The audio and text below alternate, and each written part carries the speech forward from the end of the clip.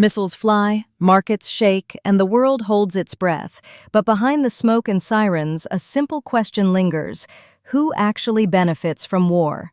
While the world watches Iran, Israel, and the United States edge closer to catastrophe, some are quietly cashing in.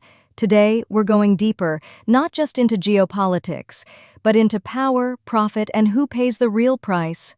Let's talk about the war economy. Welcome to the Economic Scope, where we break down the financial forces shaping your world. Remember to hit the like button and don't forget to subscribe. Now let's talk about it.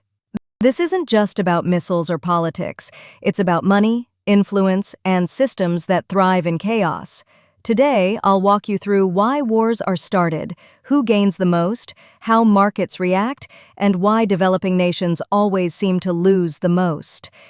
And yes, I've got some strong opinions. Let's get into it. Why are wars started? Governments will tell you wars are fought for freedom, security, or human rights.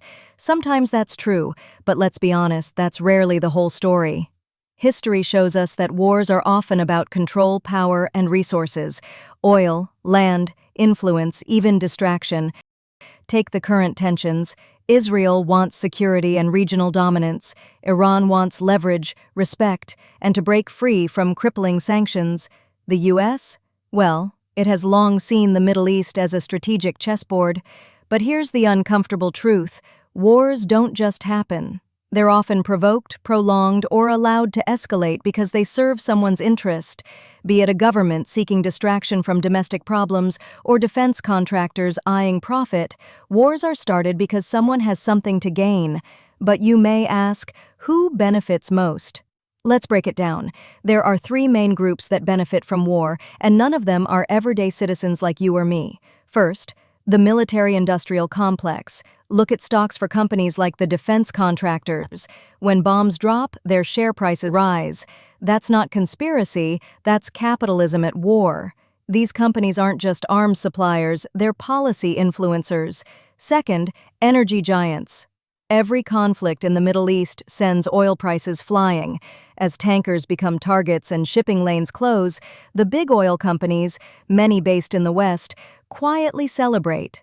A barrel of oil jumping from $75 to $110, that's billions in extra revenue. Third, political elites. Let's not forget, wars rally populations. They can unite divided nations, crush dissent, and hand enormous powers to leaders. In uncertain times, war can be the perfect excuse to limit freedoms in the name of security. But while these players win, someone else always loses. Who pays the price, you ask? The people who lose are almost always the poor, the working class. The developing nations are caught in the crossfire: Gaza, Yemen, Syria, and soon perhaps Lebanon or Iraq again. War turns schools into rubble, hospitals into graves, and currencies into worthless paper. The global south, especially oil-importing developing nations, suffer the ripple effects. Food prices go up, supply chains get choked, foreign investment dries up. And let's talk finance. War spooks markets, but also opens the door for currency manipulation, speculation, and global financial inequality. While hedge funds short the shekel or rial, everyday people can't buy bread. This is not just about the Middle East. It's about how global financial systems profit from conflict, and how poor countries, especially in Africa, Latin America, and the Caribbean, feel the shockwaves without firing a single bullet or dropping a single bomb. But what should we do? Can we really do anything about it? It's easy to feel powerless, but awareness is resistance. If we keep treating war as just another headline, we play right into their hands. Ask the tough questions. Who's selling the weapons? Who's funding the propaganda? Watch the money. If a defense stock is booming, ask why. Speak up. Let's demand transparency from our leaders. Educate yourself and others. Every time you share real information, you disrupt the war narrative.